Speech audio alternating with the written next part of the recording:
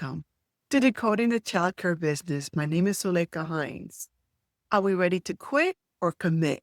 Are you ready now to start the process of being intentional about opening your home-based center or your center-based program?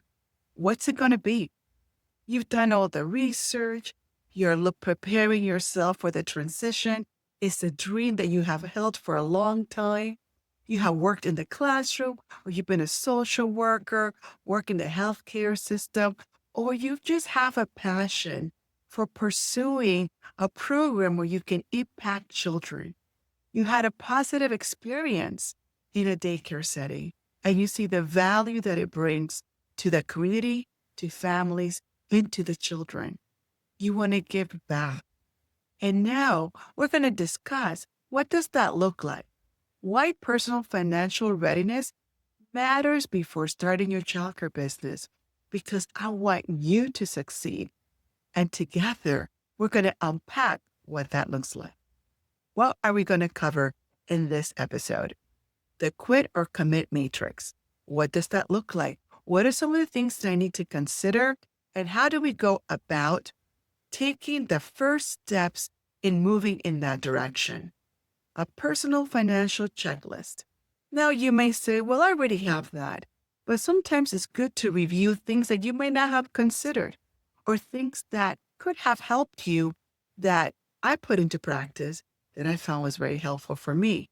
I hope this will give you guidance as well in looking into your own home and into your own bucket of tools to see what you can utilize. We're going to go through the 3-phase survival roadmap, and then we're going to talk about the critical checkpoints and milestones that you need to consider before taking the leap.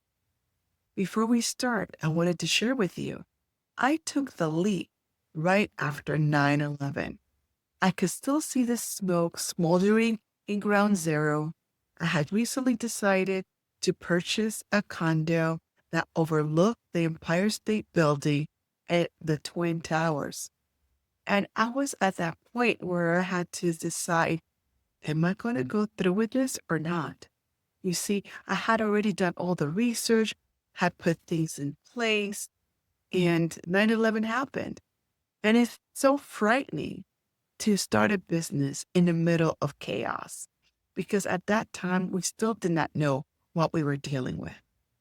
So as times are changing right now, sometimes you're going to question yourself whether this is the right time to do it. I hope that going through this process will help unearth for you where you are in the trajectory and give you guidelines for you to follow as you move through this process.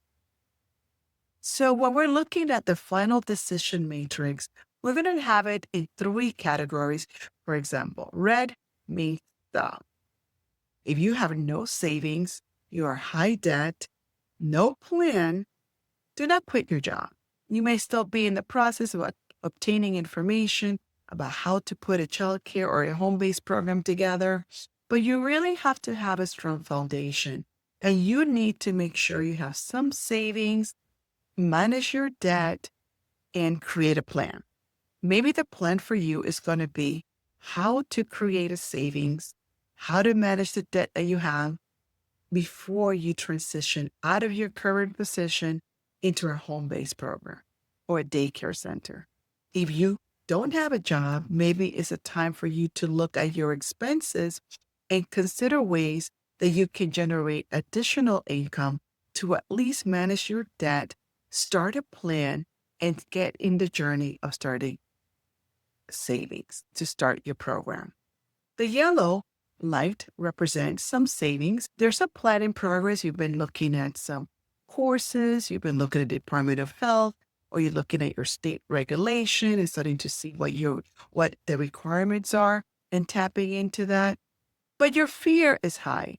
So you still got to keep building a runway to take off and start that journey.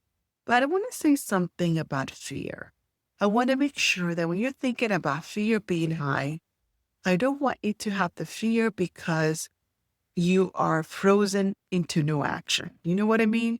You can give yourself so many reasons of why you're not ready, then you can talk yourself out of an opportunity. And that happens more often than not. I don't remember where I got this quote from, but one thing then when I was doing my studies in my MBA program, they said that when a man sees a job opening, he will look at the criteria for the job opening. And if he has 60% of the criterias to meet the job responsibility, he will apply for the job. But us women, we will look at the job criteria and say, well, I need to at least have 95% of what the job qualifications are before I decide to pursue that job. So that's what happens oftentimes. We can go ahead and say we're not ready because we don't understand the finances, because we still need additional research, because we want to take an additional class and get ourselves into this wheel where we're constantly doing research and then we're getting off the hamster wheel. So be careful that the fear that you have is grounded and that you take a little bit of fear is good to start this journey. And that's something that I personally experienced myself. Now, you are green. You are a high achiever. You have a high plan. You already got 6 months worth of savings. You have managed your debt. You have bridged your income. So you know how to accumulate additional income if that calls for it. You're ready to launch your dream. So now it's about making sure the business plan is sound, that your financial plan is sound, that the assumptions in your financial plan is sound. And one of the blind spots is that you can go ahead and be ready to launch a childcare program, but you can decide that your break even is based on 100% enrollment. I'm going to tell you right now, you will never reach 100% enrollment when you have an infant toddler program. You may have 100% enrollment if you're just working with older age groups like a 3s and 4s or 5s because they enroll in September. But an infant toddler program, they enroll at different times of the year. The other thing to consider is that you may have an excellent plan, but your blind spot is that you decided to start your program accepting universal pre-K contract, not understanding that they do not pay on time or that there's a lag between the services that are rendered to families, payroll, and when you get the funds reimbursed. Do you have enough bandwidth to support a lag in payment? And is that the most strategic way for you to start?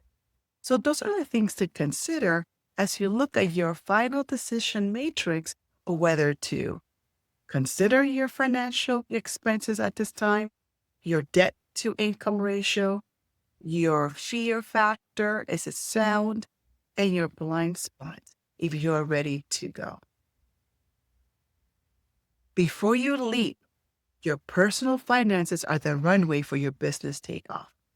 If your personal finance is not together, if you are high debt, if you don't have assets, if you don't have support, it's like building a business model on sand. Folks, the waves are going to come and wash it right out.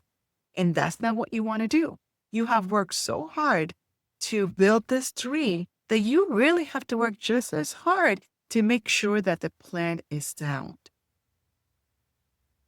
Your survival checklist, roadmap, the reality check. We're going to assess our personal finance. Where are we right now? Do we have enough of a foundation? Can we just scaffold from here? Or do we need to take a step back and take more time to build a stronger footing? Your departure strategy, preparing to leave your current employment. What does that look like? And we're going to unpack that. And phase 3, the bridge income plan. How do we plan to bring additional income to ourselves while we're transitioning to this business? And how are we going to time ourselves so that we do not run out of money or have some money coming in before we actually transition fully into the childcare business? And I'm going to share with you some of the things that I did along the way that I hope will help you as well. The pre-departure strategy. This was something that I took very seriously.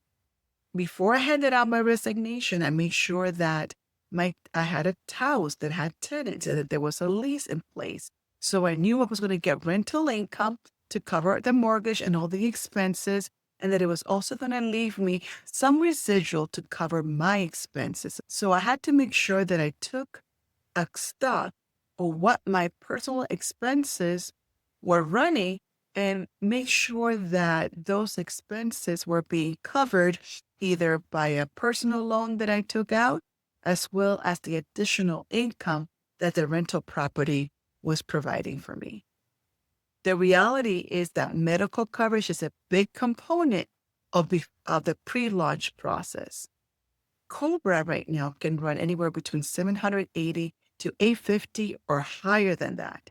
I know when I ran my childcare program, when staff left my program to pursue education or other initiatives, I had the ability to charge a 3% premium above their cost because now I'm managing a person's medical coverage that's already outside of the school.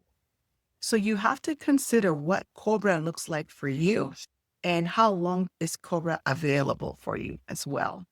Family coverage is very expensive and it doesn't really cover dental or vision. So you have to take that into consideration. Currently, my husband and I have private medical insurance and it runs us $2,300 a month. That's with an $8,500 deductible, on top of very high copays when we go visit a doctor or a specialist. So you have to consider that. If you're going to go ahead and go into the exchange, one of the things to keep in mind is that not every hospital accepts the exchange program. Not every doctor accepts the exchange program. What does that look like for you? So family coverage is very expensive, and you need to consider ways that you can bridge the gap. Now, there's different options for you to consider medical coverage or a way to keep yourself healthy. There's state marketplace, research the plans available through your state and health insurance, but there's also federal state clinics in every state. Sometimes they call it community clinics. These community clinics may have a long wait time. However, they'll give you a physical, they'll prescribe medication.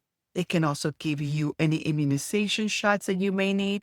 And this is very important because for a daycare center or a childcare center to receive its license, individuals must meet a certain level of immunization. They must show that they're fit to work with children.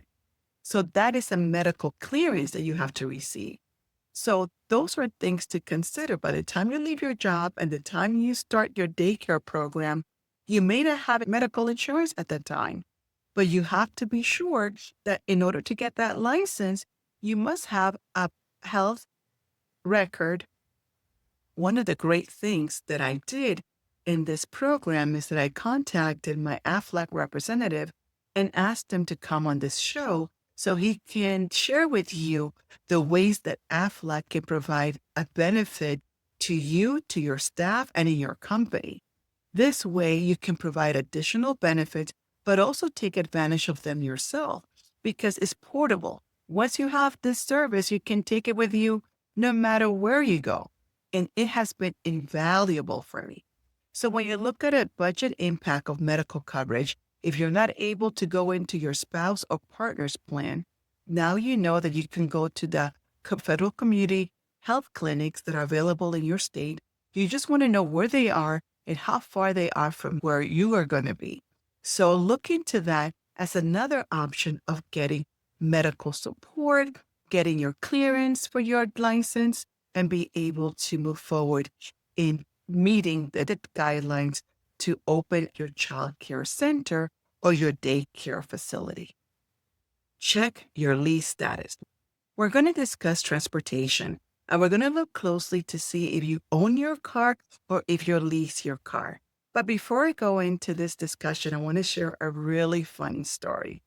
Personally, when I was in the process of leaving my job to pursue my MBA program, I wanted to finish within 2 years. If I stayed working at the job, it would take me 2 additional years to complete my program. I decided to take a leave of absence, which was one of the options I was able to take advantage of, and pursue my MBA full time. When I was discussing this with a friend of mine, I shared my dilemma that I had just leased a car, my dream car. It was an Altima, beautiful gold color, brown interior, and right off the lot. And I love this car. But I knew that the lease payments will not be affordable to me when I pursued my program full time. So when sharing this with her, she said, well, Zoli, I just got a new job upstate New York. It's going to take me about 2 hours to get there, 2 hours to come back. And I need a reliable car. I have a car currently that meets my need, but not for the new job that I'm going to be taking on. So why don't I take over your lease payments and you can take over my car? I thought that was a fantastic idea and a win-win for both of us. She'll take over the lease payments of the car, and in exchange, I will take over her car. Her car was a Mercedes. And before you get ahead of yourself, it was nothing like that. It did not have power steering wheel. It did not have air conditioning. It did not have remote control for the windows to go up and down. And on top of that, folks, it was manual. And I did not know how to drive a manual car. But here I am, exchanging my beautiful, brand new golden Altima for her Mercedes so I can pursue my program and finish within a year. I had to do that. I had to make the change because it was important for me to graduate on time, and there was no way I was going to let a car just stand in between me finishing within a year or finishing in 2 years. So that's what I did. I gave her my leased car and I took her Mercedes. What changes are you willing to make to pursue your dream? Are you willing to turning in your car or selling your car? Is there more than one car in your family? And would you be able to car share with them? When does your lease expire? Are you able to get a refinance at a lower interest rate? If you have a credit union may give you a lower interest, that might be something for you to explore. A lower interest rate with your credit union versus your car dealership. Also consider that would you need the car back? And the reason why I say that is because you will not have income initially. And so would that prevent you from getting a car when you do need it? Those are things that are very important to put into your plan to decide how you're going to move with transportation. Different strategic moves. Refinance now, sell it, or pay it off. Those are different ways that you can consider the way that you approach your transportation. Remember in our earlier episode, we talked about an LLC. If you already establish your LLC and open a bank account, your company start getting legs. It's like a baby that is growing. The longer you have the bank account and the longer you have the LLC, over time, it's going to develop credit and you may be able to buy a car under your company's name. That may give you the opportunity to pick up and drop off children if you decide to get a minivan. And if your state allows those types of transportation to exist in transporting children back and forth, you may use the transportation to do Uber or Lyft or Instant Cart. So don't overlook the fact that car can also be another way for you to generate income. So before you sell it, do think about refinancing, getting into lower payments, finding a way to double up on the payments so you have less payments to make, or swapping the car out with someone else and reducing your car note payments altogether. Can you survive with one car? We discussed that. And selling it will give you a cash infusion. Prepayment strategies. Use your current salary to prepay essential bills. This is a big one, folks, and this is one that I really believe in. A lot of folks don't understand the importance of prepaying your bills. When we talk about 4 to 6 months of savings, it doesn't always mean 4 to 6 months of cash in the bank. Sometimes it means having 4 or 6 months of prepaid bills, fixed expenses. And I'm a big proponent of that. When I started to prepay my utility bills, my car note, my insurance, I even prepaid my phone bill and started to develop a credit balance in those accounts. And over time, if you do it long enough, you're going to look back and say that you already have 4 months of prepaid fixed expenses. You already have maybe 2 months of prepaid rent or 3 months of prepaid utilities. And that adds to the 4 to 6 months of savings necessary to float you when you build your own childcare program. For me personally, I did not leave my job until the lease was signed and until I had the construction company ready to break down that same day. That was important for me. So there was no time wasted from the time that I left my company to the time that I started to build the school. I took advantage of all the time available to get as close as I could to the actual construction date. And that's what you have to think about. In building your safety net, you want to make sure that your transition is as close as possible to breaking ground. Otherwise, a lot of time can be lost just looking for a space. It took me 2 years to find a location. 2 years is a very long time. So you don't want to leave your job and spend 2 years looking for a space. You want to have that in front of you, ready to go as you planned to leave your job. What to pay first? I will start making payments to your rent and mortgage payment, car insurance, utilities, and cell phone. The rent mortgage is a little bit more difficult because a mortgage company wants to receive a full payment up front before they consider a prepayment.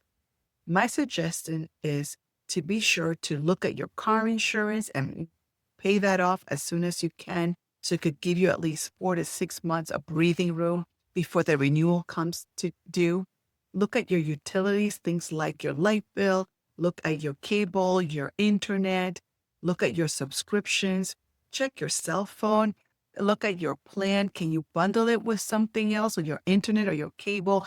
Can you go ahead and price it out with other service providers just to see if what you're getting is the best value? You owe it to yourself to see if you are getting the best value, because every dollar is going to count as you embark in starting your own business. Are you ready? Medical coverage secured. Yes, we know where to go. We know that there's federal community health centers out there. We know now that we can set up a plan with our partner or our spouse. We also know that we have an option to go with COBRA or go with private insurance or go in the exchange. But we're going to make sure that our doctors are also in the network, and if they're not, we want to get a recommendation and start the process of making sure we have the health safety net. We're going to look at our transportation, and we're going to make sure that the cost of our transportation is affordable. We can swap the car with someone else.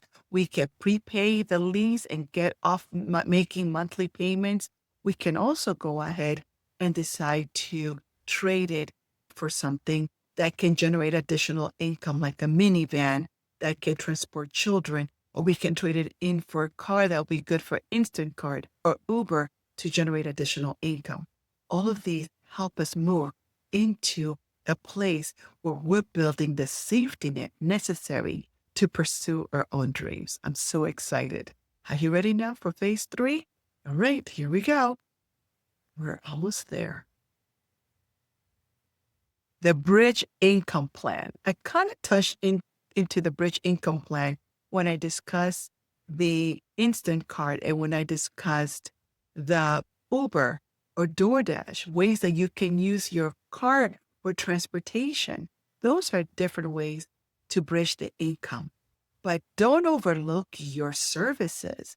If you're a teacher, a social worker, a healthcare provider, how about becoming a substitute teacher for your school district? How about working at a health facility part-time to be able to bridge the gap of income while you start your childcare business? How about being a social worker for the elderly or for a nursing home or for a school? If someone took a leave of absence because they were pregnant, they only want somebody temporarily. Maybe you do after school tutoring.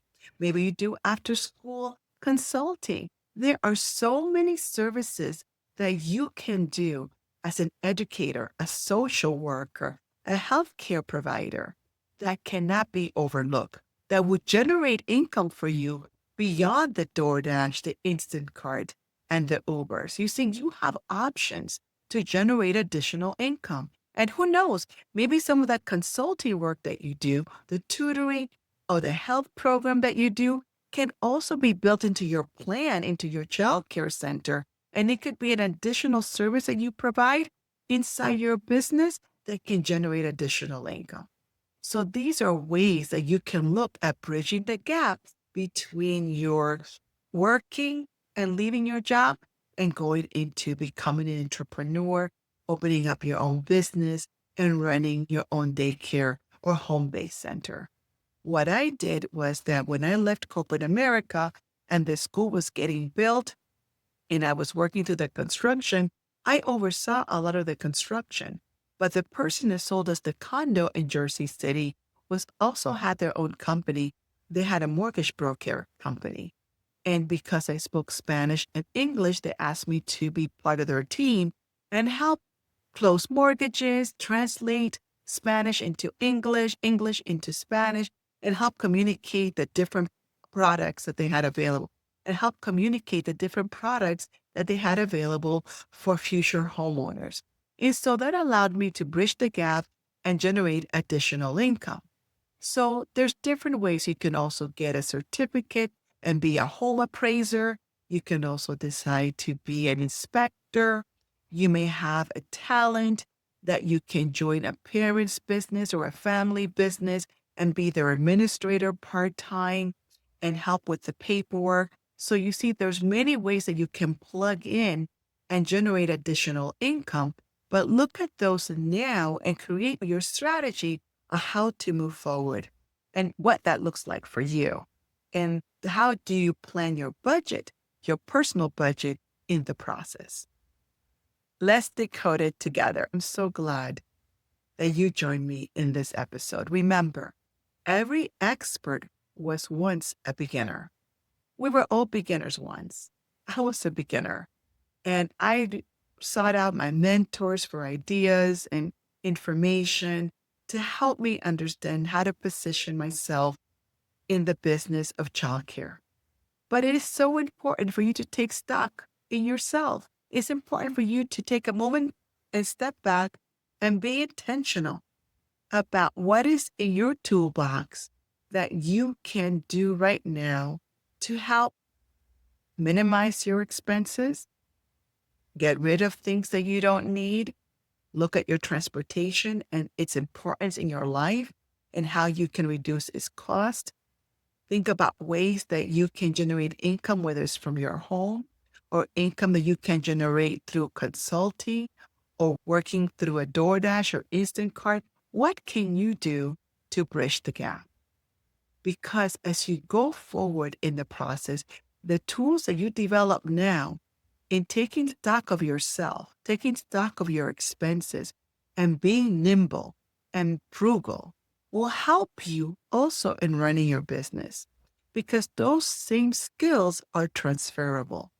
And when you have your childcare program, you're also going to need to look at what are the expenses? What is running higher than normal? How can you prepay some of your fixed expenses so when your enrollment shifts, you are prepared for it because you already have done that personally for yourself to get into this business. We're going to talk about medical coverage a little bit more in depth. I want to bring Aflac to share with you how you can minimize some of those out-of-pocket expenses. Don't forget that not all medical coverage is going to cover dental and vision. So you may want to look at programs that are offered by BJ's or Costco that can help bridge the cost that is necessary for you to maintain the quality of health that you need to be successful in running the program. Now, I cannot wait to hear from you. Where do you find yourself in? Are you still in the red right now trying to manage your expenses, don't have a plan? Are you in the yellow, where you have somewhat of a plan, you have some of your expenses under control, but you are still in the fear factor place where finances are still not clear for you. We're going to talk a little bit more about that. Don't worry. Are you in the green? Ready to go, ready to launch your childcare center? And don't forget the blind spots that I discussed with you so you can put those into your plan and make sure that you're mitigating for that. I would love to hear from you. Please make sure to subscribe to the channel as we bring you new episodes every Sunday. But if there's something of interest for you, I would like to know that as well so I can speak to that and bring speakers to the roundtable to share their expertise with you as well. My name is Zuleika Hines, Decoding the Childcare Business, and I can't wait to meet you.